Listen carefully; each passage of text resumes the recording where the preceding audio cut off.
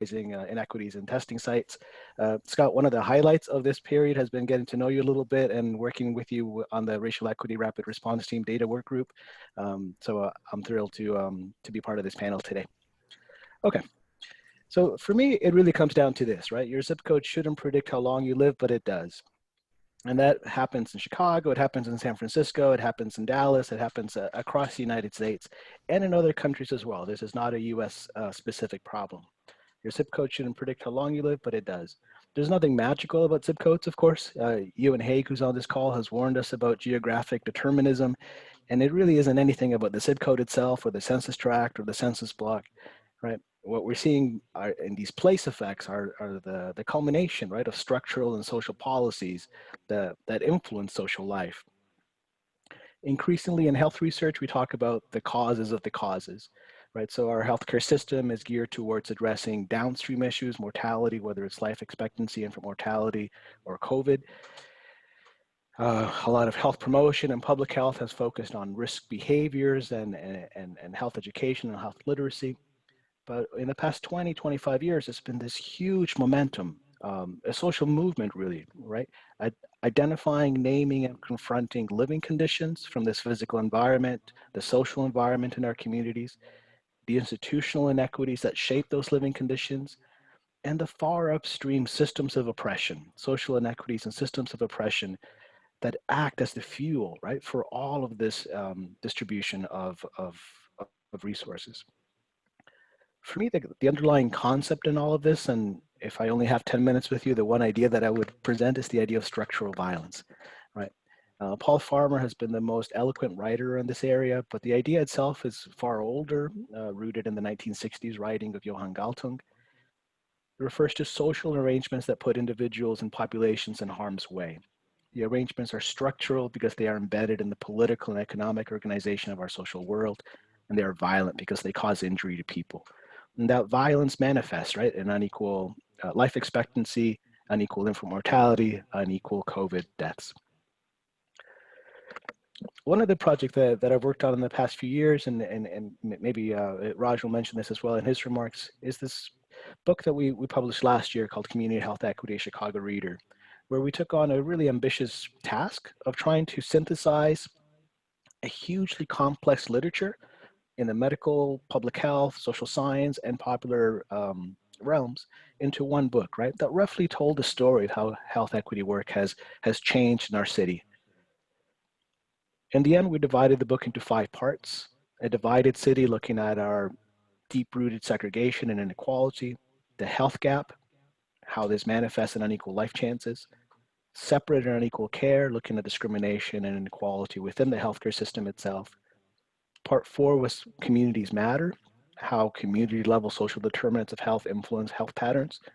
And the 5th section, which was by far the most difficult section to put together, was taking action, right? We have a wealth of literature describing problems, relatively less material to work with in terms of actions and solutions.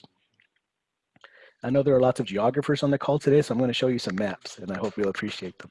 The one on the left is one of my favorites. 1901, the American Journal of Sociology published this map, looking at, in a very rough way, right, a hand-drawn shading of concentrations of child mortality, overcrowding, foreign population, lack of sanitation, criminality, ignorance, and economic distress. I've always thought that was a great map. No one plots ignorance anymore, but I think it's something that we should try to do perhaps. And of course, we're still interested in all of these other things, economic distress and child mortality and all of it. By the 1930s, we had better maps. We had the community areas formally designated. We had better maps, and mental health in particular from the 1930s. And there's a huge literature plotting the distribution of unnecessary morbidity and premature mortality in our city. There's a huge history of activism in Chicago and in other cities that I think we should recognize if we're going to talk about health equity. One of the golden pieces in the book is this letter from Quentin Young on behalf of the Medical Committee for Human Rights, calling out segregation and discrimination in our hospital system.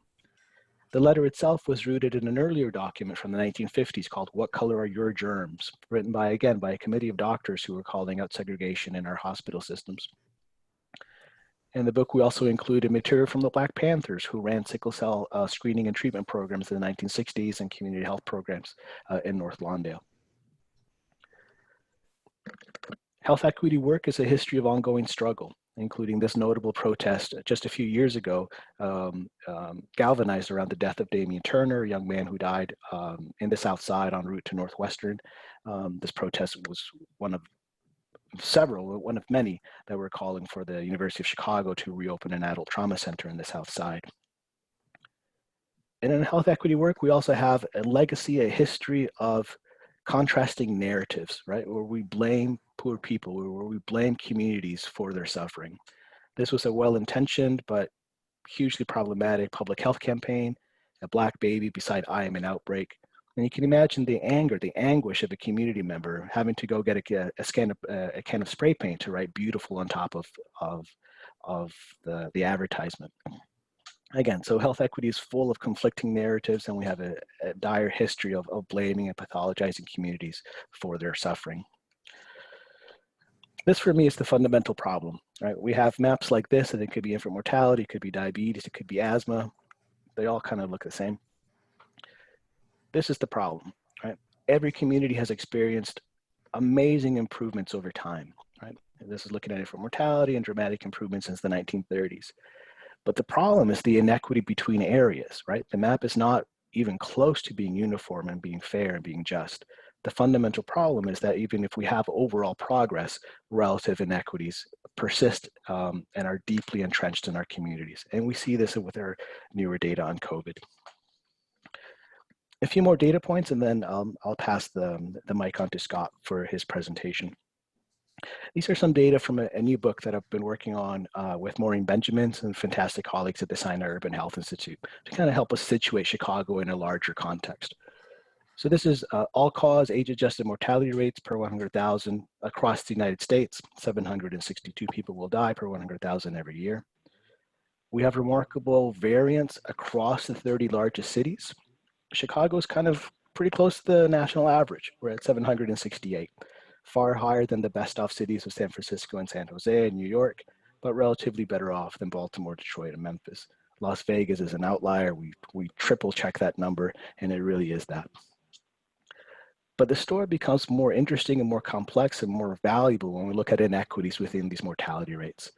So we could look at rate ratios, right, between Black and white residents. Across the United States, the Black-white rate ratio is 1.23. Black Americans die at a rate of 1.23 times the white Americans.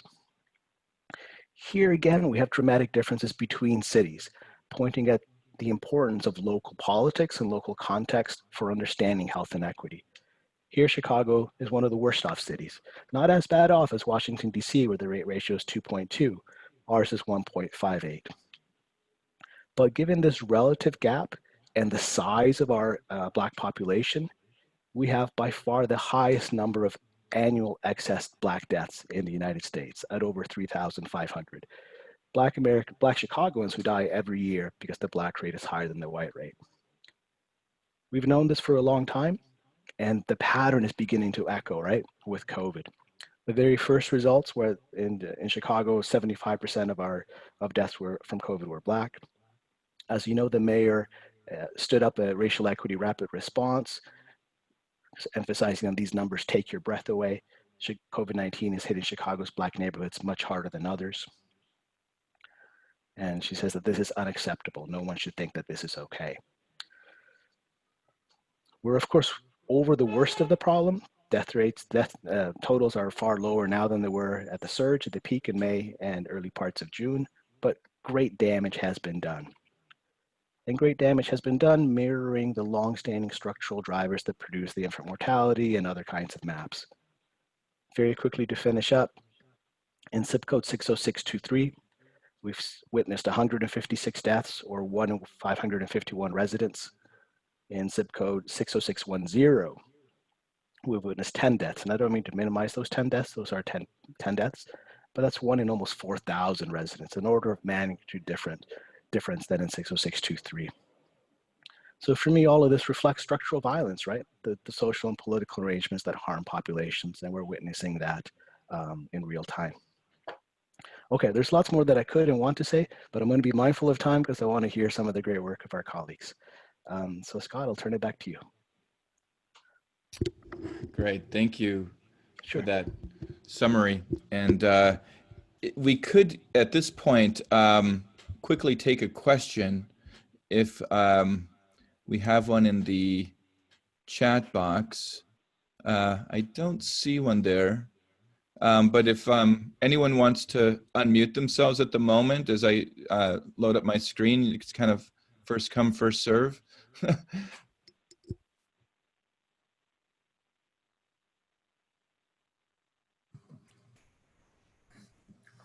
You know, Fernando, this is Joe Sweeterman. Intriguing, some of your results mirror some things Scott's doing. What do you think it is about the far west side that seems to be uniquely high? You know, the Austin neighborhood, whatever, seems worse than even the far south side.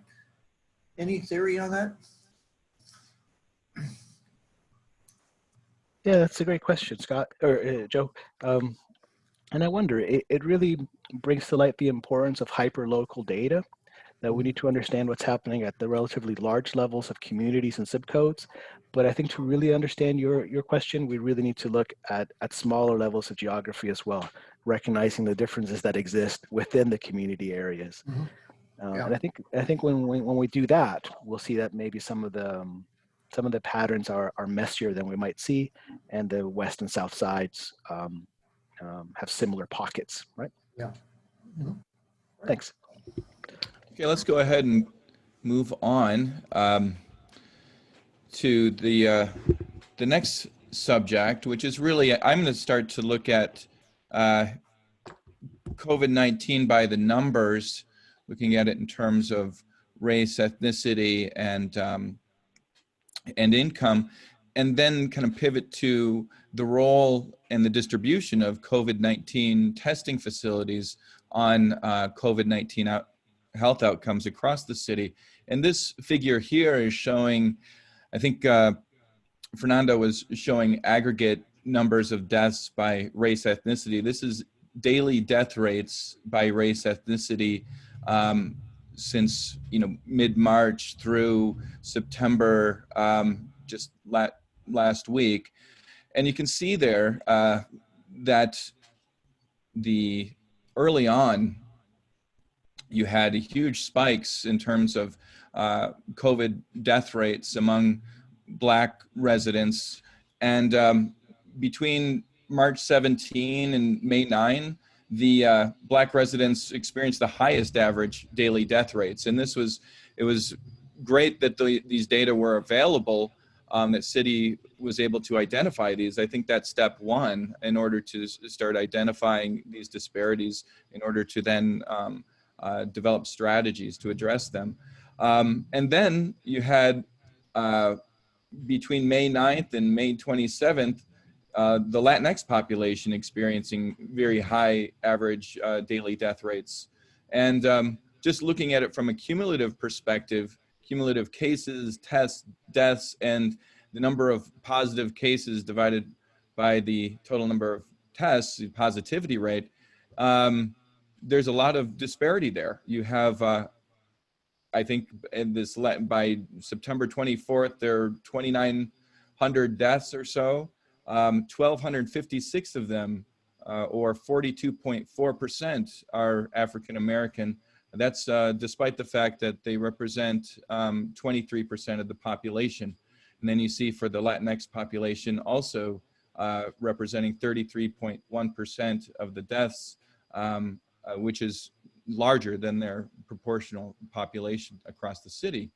Wanted to understand, though, within the neighborhood level, how do COVID-19 testing facilities and the access to them explain some of these variations in COVID-19 outcomes? So some of the questions we're asking in this research is, first of all, just what's the distribution of the testing facilities themselves? How does geographic access to these facilities vary across the city by neighborhood? And to what extent does this access to facilities explain variations in COVID outcomes in terms of mortality rates, case rates, and positivity rates? So first of all, we needed to better understand just the distribution of the testing facilities. Maybe you're familiar with this. Maybe some of the people on the call have actually been tested. There are lots of different sources. There's no single source of data set, I could say, that provides a comprehensive list of these facilities.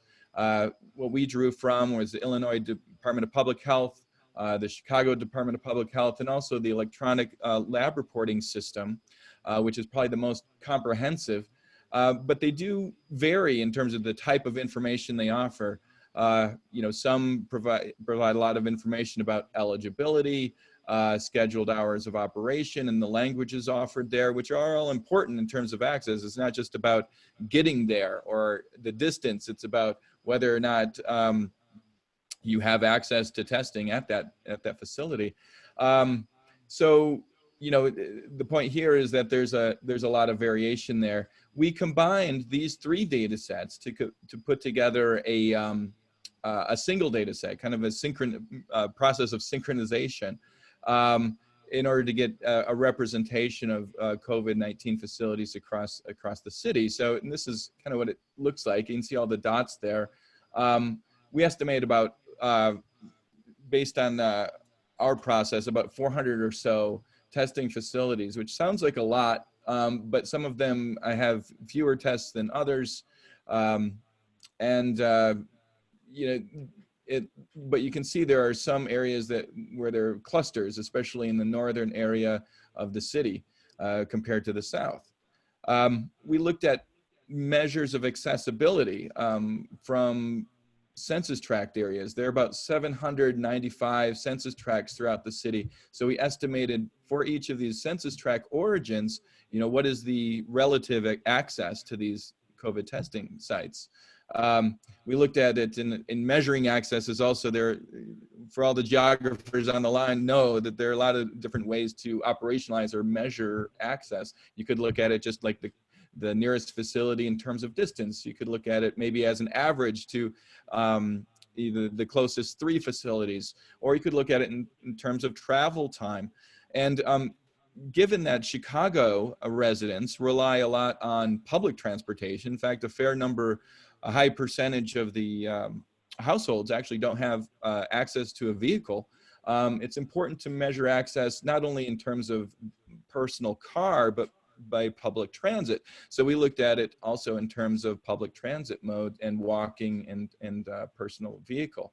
So this map, in addition to showing the distribution of testing facilities, you're seeing 20-minute isochrones, or the distance you can get from the single origin located kind of in the center of that blue area, by different modes of transportation. So this is you can see in the blue is just by walking, the green is by public transportation, and then yellow is within a 20-minute drive time with a personal car. So depending on your mobility, you have differential access to testing, right? So we use those measures of accessibility to identify, again, these variations of relative access to COVID-19 testing facilities across the city. And the areas in red are those within the lowest quintile, those that have the least access to testing sites. And when you start to look at, well, how does that compare, kind of these, you could maybe even refer to them as testing deserts. How do they compare to where testing is needed, like vulnerability to COVID-19 disruption? So we put together this index of vulnerability based on 6 component factors of, income in terms of poverty level, and the percent of essential workers, the percent of households without access to the internet, percent of households with no vehicles available, and also age and access to health insurance. So the areas in red here are those that have the highest COVID-19 vulnerability compared to areas in darkest blue, which would have in the lowest quintile. So, and actually I wanted to go to this one next. Oh no, I'll go here. So we looked at this in terms of vulnerability, but also in terms of COVID-19 outcomes. And these are the maps of relative cumulative death rates by zip code across the city. There are about 60 zip codes, and we use the data from the city of Chicago to that provide these updates on a weekly basis, but we use just cumulative numbers in terms of death rate, case rate, and positivity rates. And you can see those patterns that Fernando was showing, back in the 30s and earlier. Some of them still exist today. These, especially in terms of the west and south sides, experience some of the disproportionate downsides of this more recent disease. But when we look at it in terms of, say, testing and access to testing, and also COVID outcomes by vulnerability, those highest vulnerability areas, you see that the death rate is much higher there, 150.9 versus 44.2 in those darkest blue areas. Also look at it in terms of positivity rate, which is almost double in those highest vulnerability areas. But the access to testing is also much lower in those areas. The mean time to nearest 3 testing sites, for example, is about 7 minutes versus 4.2 minutes in the lowest vulnerability areas. So you see that not only do you have a lot of vulnerability or need for testing, but in some sense you have lack or a scarcity of testing facilities. We looked at this in using multivariate regression models in order to control for several variables. In fact, we started with over 80 potential predictor variables, including race, ethnicity, percent of essential workers, and travel times, and then including these accessibility measures. Let's see how I'm doing on time here. Okay, this is about my last slide almost. So and essentially we found that, first of all, these models do a fairly good job, even with limited number of variables, in explaining variations in these COVID outcomes, including cumulative death rate, which is that model at the top. For example, percent who are traveling by or commuting to work by public transit on average in the, according to the American Community Survey, that's positively related. It's actually that most powerful predictor of and positively correlated with cumulative death rate. Whereas, number of testing sites within a 30-minute trip and number of large testing sites, or those sites that have 500 or more tests, are negatively correlated. So the greater, as you have less access to testing sites, you have greater cumulative death rates. And that was true also for cumulative case rates. In fact, the minimum average travel time to 3 testing sites is positively correlated with cumulative case rate. So as your travel time goes up to testing facilities, so does your case rate. We also found that, in fact, this is the most powerful model overall, explaining about 74% of, or 70% of the variation in positivity rate. Percent people of color and percent limited English speaking households actually were very powerful predictors here, with also accessibility measures having some predictive capacity. So what does this mean overall moving forward? Essentially that there's need to improve coherence between the supply and demand for COVID testing within the city of Chicago. And I think Dr. Shaw is going to get into some of these supply and demand in the sense of and responding to demand. I know the city has mobile sites that they change locations on a weekly basis depending on where outbreaks are occurring.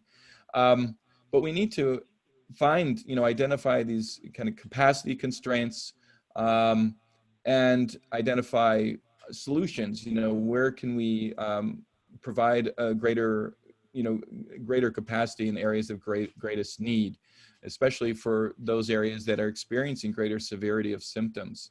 So, and I think we're going to get to this, and Amanda will speak to some of this, but some of these strategies, how do we improve the reach, access, uptake, and impact of testing infrastructure, especially in high-risk neighborhoods, in order to improve these public health outcomes. But I'll leave it there for now on my end. Before we go to Dr. Shaw, though, if there is a question, see if I... Yes. Yeah. So I can kind of, I was looking at the questions in the chat box, so seeing some of the orders of those questions, but maybe the first question was from Joe Riley. I mean, if you want to ask the question, or I can state it and you can, ask in more details, but is there any correlation between the instances of low density and African American or Latinx communities in terms of being able to get care or tested? Was it population density, or I wasn't sure what density you're referring to? Yeah, the population density, because sometimes when, there's not enough people in an area, you start to see just a collapse of everything, whether it be schools, housing. There just isn't enough there. Yeah, no, that's a great question, because obviously, you're just going to have less resources generally in areas where you have less, demand or need or population.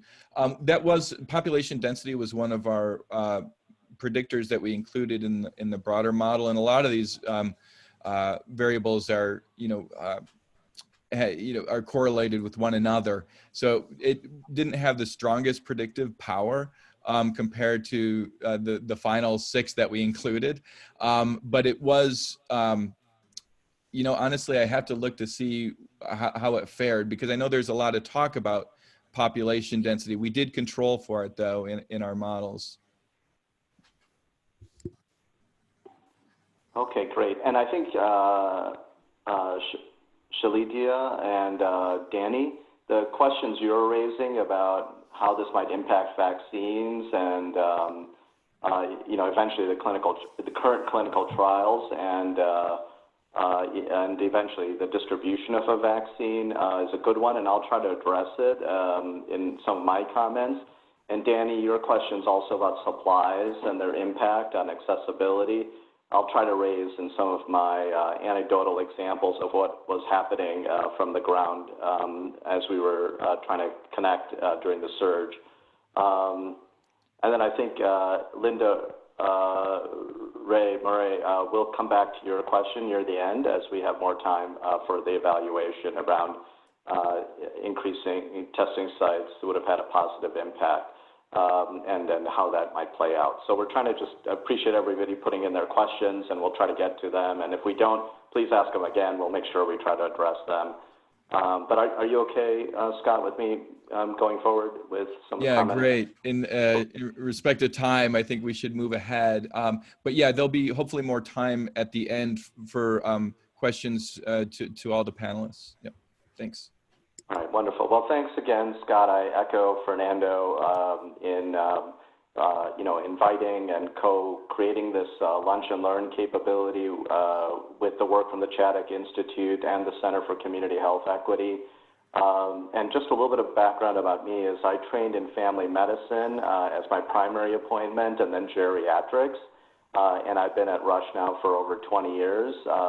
Mainly in the space of working with older adults and finding new interventions and running clinical trials to support conditions such as Alzheimer's disease, but also been involved for the last 6 years in advancing some of our capabilities around the city for health equity issues. And we see these partnerships as excellent ways of sharing and growing and developing based on the knowledge and expertise of all of us from our different viewpoints.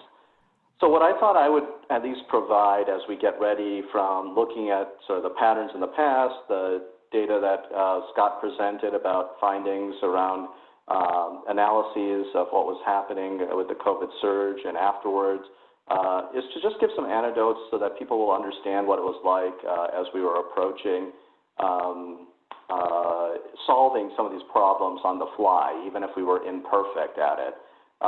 So I wanted to give 2 examples. So the first example was the coordination and work in an area that I trained in and actually did some work, which is the care in long-term care settings.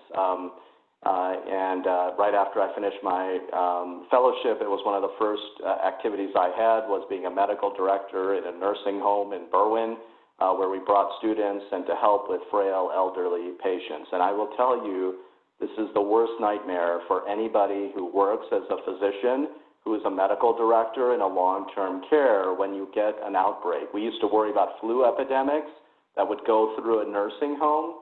And when the first stories came out of Seattle at that time, of the impact on a nursing home, and it was actually a skilled nursing facility for people that were rehabilitating, and as being one of the first clusters that were examined, you know, it already started raising red flags in my mind, even though I hadn't practiced in that environment for a while, about the potential impact that was going to happen in long-term care settings.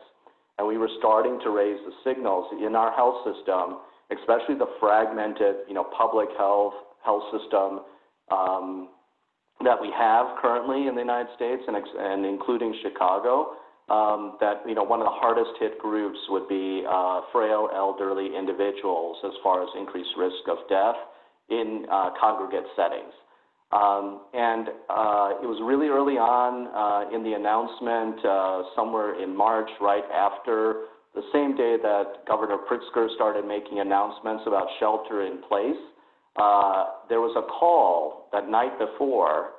It was a Sunday that I think he gave that order. The night before, there was a call from the IDPH to volunteer physicians at Rush to be able to go out on Sunday to a nursing home facility in Willowbrook, where they had a case of a person that developed COVID.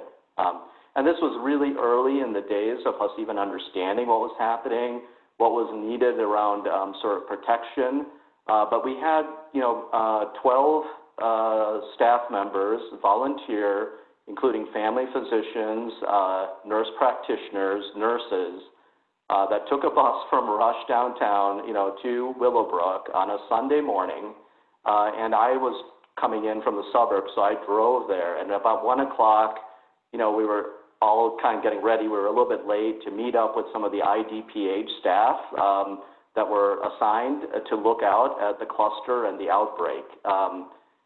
And we were learning that same morning, and within 10 or 15 minutes, how to don personal protective equipment to keep ourselves safe with no knowledge of how things were being transmitted, making sure that, you know, we had the supplies that the IDPH provided to do some of the early sampling and collection in over 200 residents in that facility, across 3 floors, and then also the staff that was working in that space.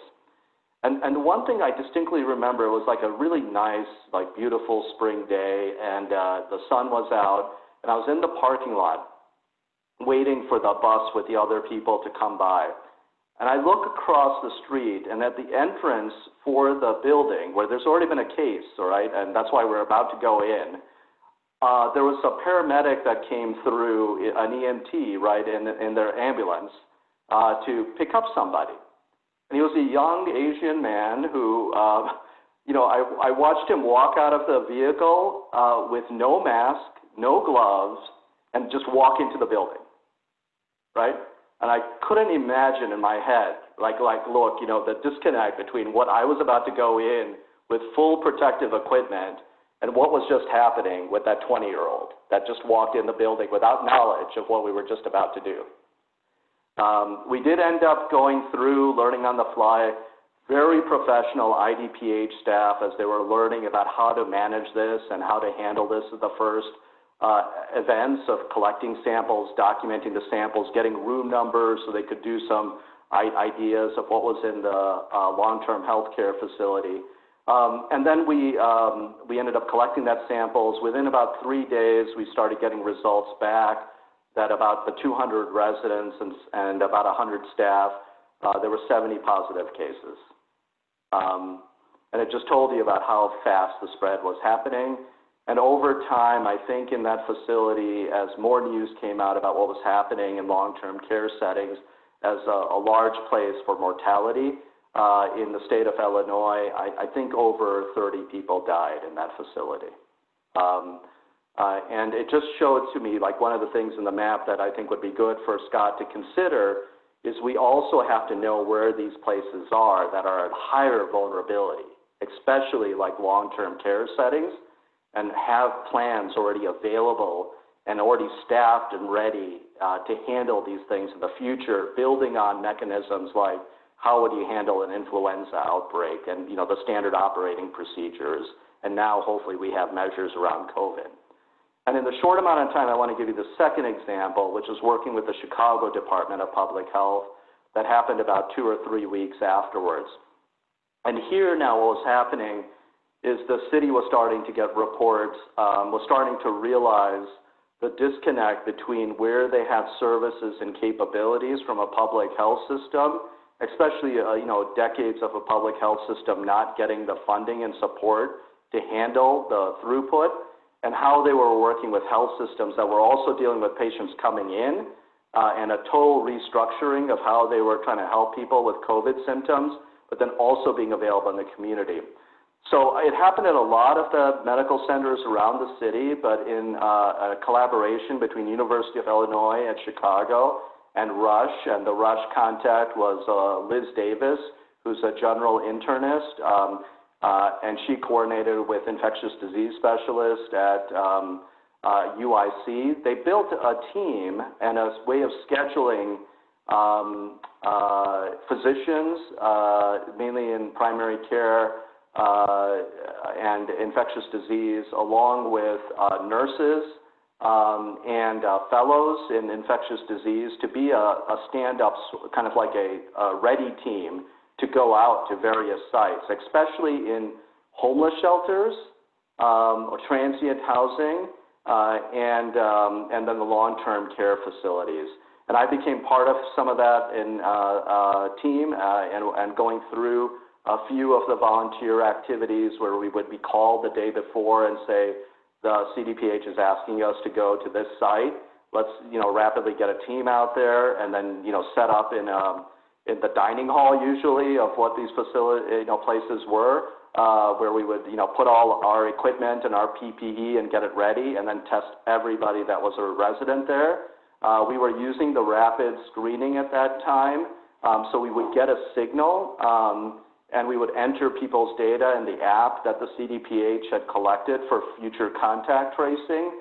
But then it was mind-boggling that we would be collecting this information from people in kind of an assembly line, testing them, and then asking people to wait in the end, where some of them, one of the physicians would go afterwards and talk to them about the results of their study, and then working with congregate housing facilities about spacing out people that seemed to test positive on this in the space and separating them from people that were negative, and doing this all rapidly as you were going from one institution to another to learn from each example.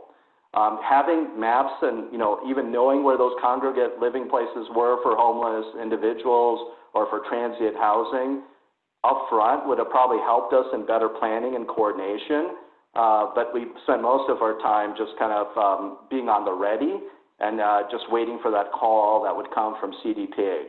Now, in the end, that was a model that was not sustainable after the surge completed, right? Because you were depending on volunteers that were now getting pulled into their regular practices. And we left a gap again in those communities for the potential for an outbreak to again occur. So it just tells us we need models that can sustain, right? And I think I'm going to end there and give the rest of the time back to Amanda. I'm a little bit over, but I just wanted to at least share those two kind of scenarios to give that flavor of what was like on the front lines. That's great. Thank you, Dr. Shaw. Thank you about, and I think that your insights about the potential interactions, I think we talked yesterday, between urban planning, you know, where people can live in terms of, you know, and how constraints and zoning and so on, and public health outcomes, especially for, you know, with the aging population and so on, and just affordability of housing. I think there are a lot of, there's a lot of talk in that area right now. And I think, Amanda, this is a great segue for you to talk about sustainability and design. It's fits right in. So Yeah, it was a perfect transition. All right. Do you want to go ahead and you have some slides, right? I do. I will pull them up.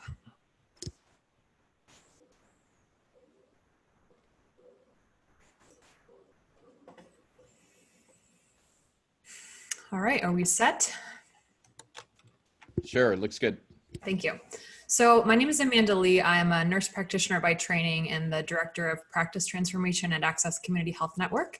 And like many of my co-presenters on this call, have spent the last months and months very deep in COVID planning and evaluating. And so I have been leading our large interdisciplinary team to design and implement and evaluate our COVID testing process at Access. And I do just want to say what an honor it is to be included in this group. And I think we know that there's strength in intersectional and interdisciplinary collaboration to address these complex challenges. And I think this shared space just really highlights that well. So thank you for inviting us all today.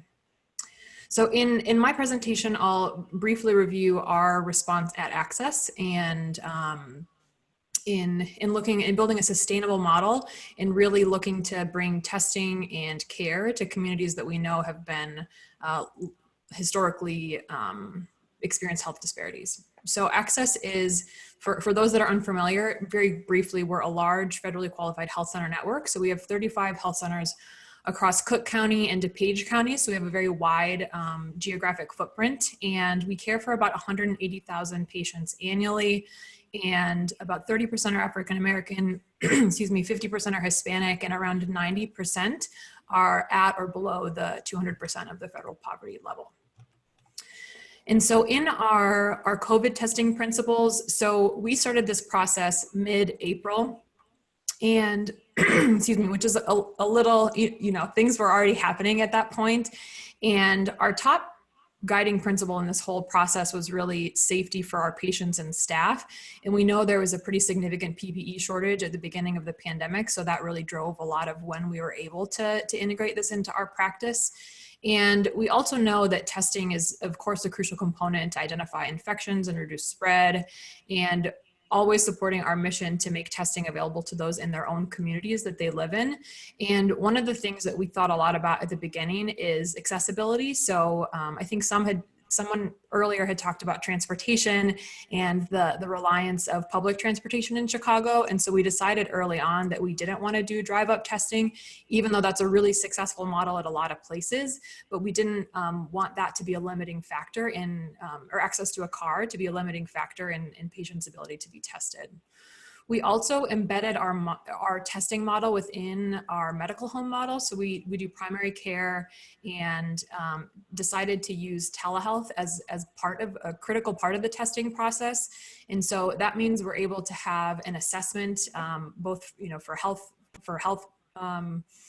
components, and then for needs, just general needs and social determinants needs, and provide education around COVID, because we know and honestly still is, there's so much change and confusion. So being able to have that touch point of speaking with a healthcare provider and really covering all the information and the isolation criteria, and then also linkage to resources, so behavioral health, food resources, et cetera. And so we use the highest level of PPE recommendations by IDPH and the CDC. And what I'm really going to talk about today, I think that I thought would be the most interesting for this group is our sustainable testing design. So very early on, we wanted to build sustainable testing that could adapt to weather and could adapt to different COVID testing processes, because we knew early on that could change, and also to be prepared for vaccination advancements. So that has been part of our planning from the very beginning. And so I'm going to walk you through our site design just to get an idea kind of how we approached this. And so again, the goal was just the highest level of protection for patients and staff. We wanted a really streamlined traffic flow. And the goal is to have patients at our sites for under 10 minutes. And often we've definitely been able to do that. Often it's under 5. They can be in and out with the testing process. And so what we did is we utilized 5 sites that we already owned. And so two are converted health centers centers that are in areas, again, on the south and west side, that were in areas of the highest need or the biggest desert. And one, for example, was in an area where we had 3 health centers that were fairly close, so that we knew from a patient care perspective, by transitioning one to a testing site, we could still meet the patient care needs at the other 2 nearby health centers. And then we also had 3 spaces that were adjacent to our health centers that were transitional. So 2, I believe, were going to be senior centers, and 1 was a pharmacy that was transitioning to something else. So we utilized those spaces that we already owned, and through a robust process, we're able to convert them into testing sites. And so all 5 of these sites are still very operational, and we're ready to enter the winter under the same operations that we've been doing. And I think a critical part really was the design team. So we had a contractor for the construction that needed to happen in these sites. We had our operations team, our IS and technology and Epic teams, our lab team, infection control, and then our communications team to really think about how to visually move people through, how to do the community engagement, and all of those really, really important pieces. So looking at a couple of the staff protection pieces, so of course, personal protective equipment, and then the innovation is really the installation of physical barriers, which look a little different in each space. But essentially at the check-in, when patients arrive, there's a plexiglass barrier between the patients and the staff, where only materials are being handed from the staff to the patient. So they give them the lab requisition, they give them educational handouts, and then they proceed to the testing area immediately. In the specimen collection area, we've also installed stalls, or whatever you call them, for lack of a better word, or stations, I guess. And so a provider has an assigned area. There's a plexiglass window that they can open and close and collect the specimen in, which again just provides that additional barrier. The areas are cleaned nightly, and I think the other big important thing for us is that they're used for COVID testing only. So there's no other care activities happening in these spaces. I think I'm probably already out of time, but I'll very briefly walk you through these 2 sites. So this is our Melrose Park testing site, which is west of the city and probably our highest volume site. And again, so just looking at the floor plan on the bottom left, really trying to make a streamlined process so there's no double backing. It's very easy and clear to move through from registration to the testing area.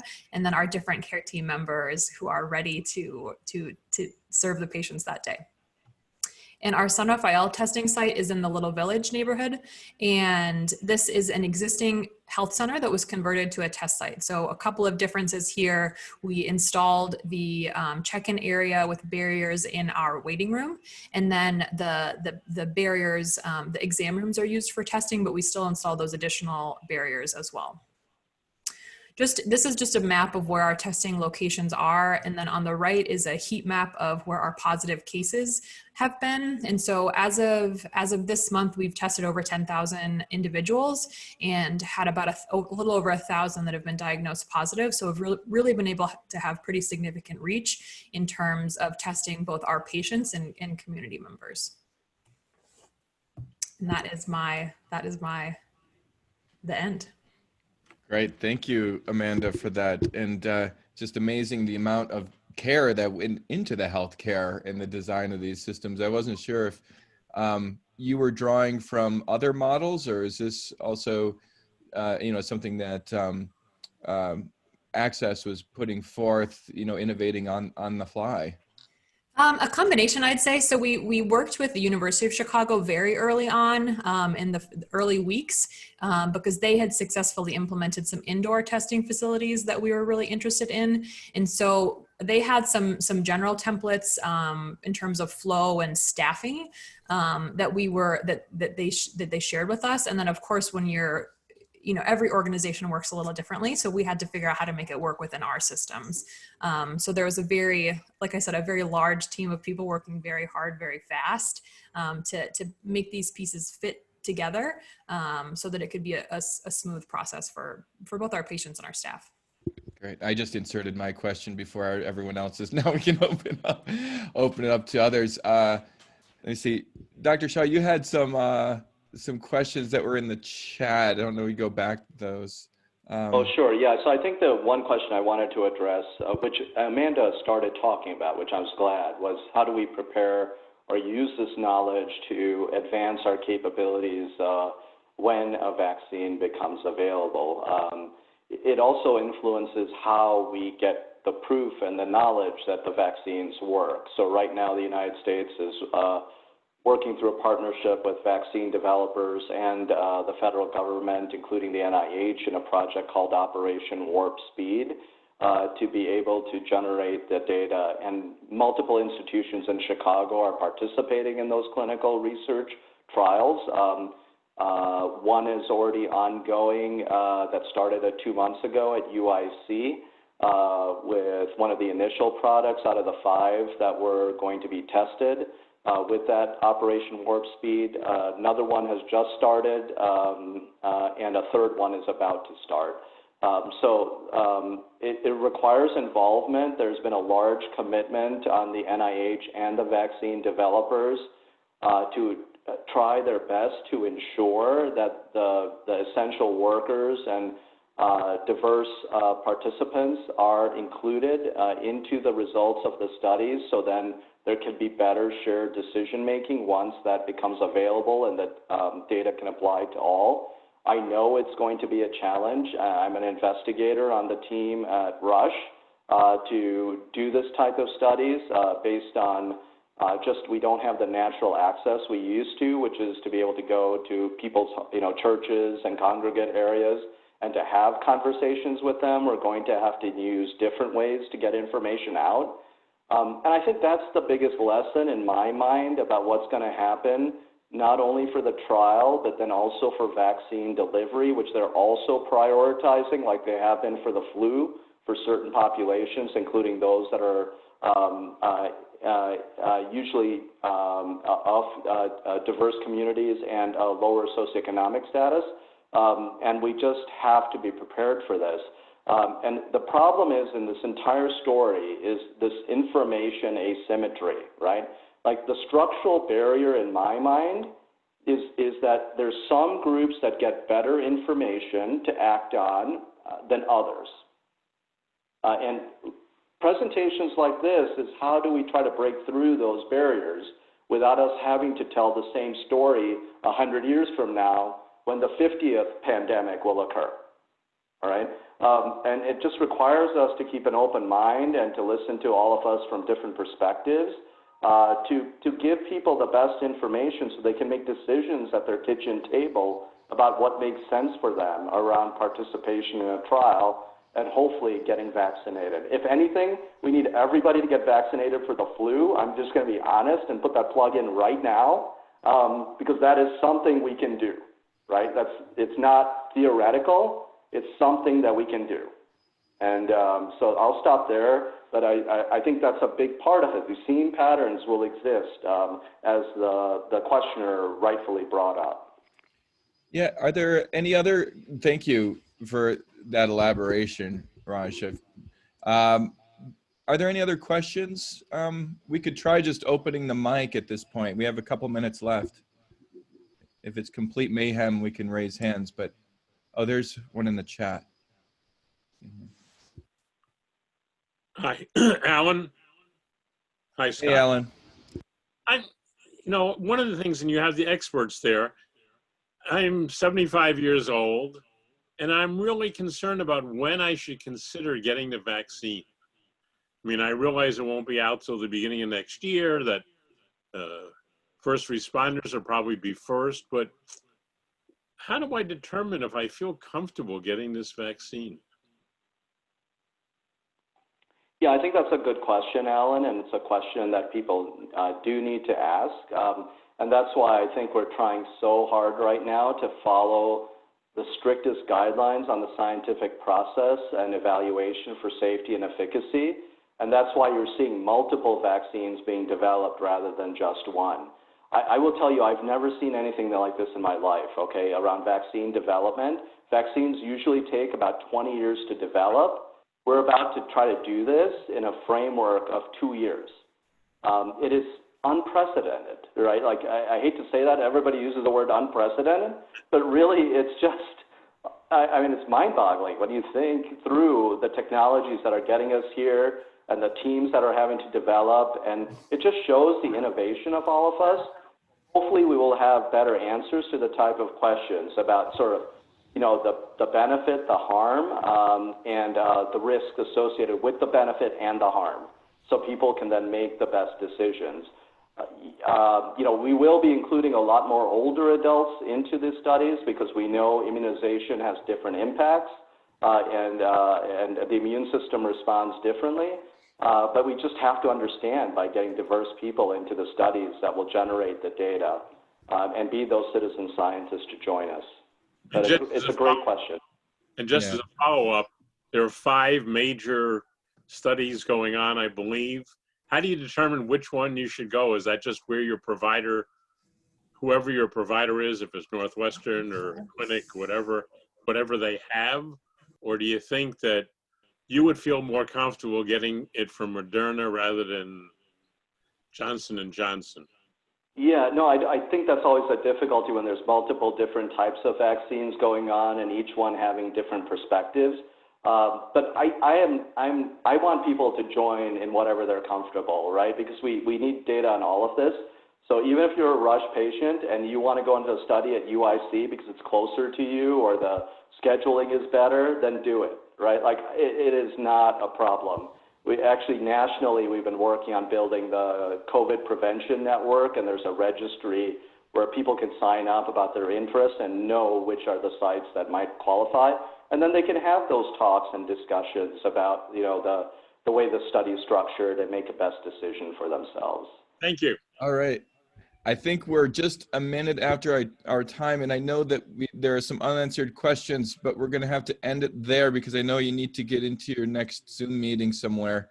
Thanks again, Fernando, Raj, Amanda, and all of the guests who tuned in today. And yeah, there was a question about the availability. The recording will be made available, and we'll send out a link to that recording. So thanks again, everybody. And we hope to have some more good news responding to these health disparities in the future as we think of them more critically. Thanks again, everybody. Thank you, everybody. Thank you, Scott. Thanks, all. Have a good day. You See you too. later.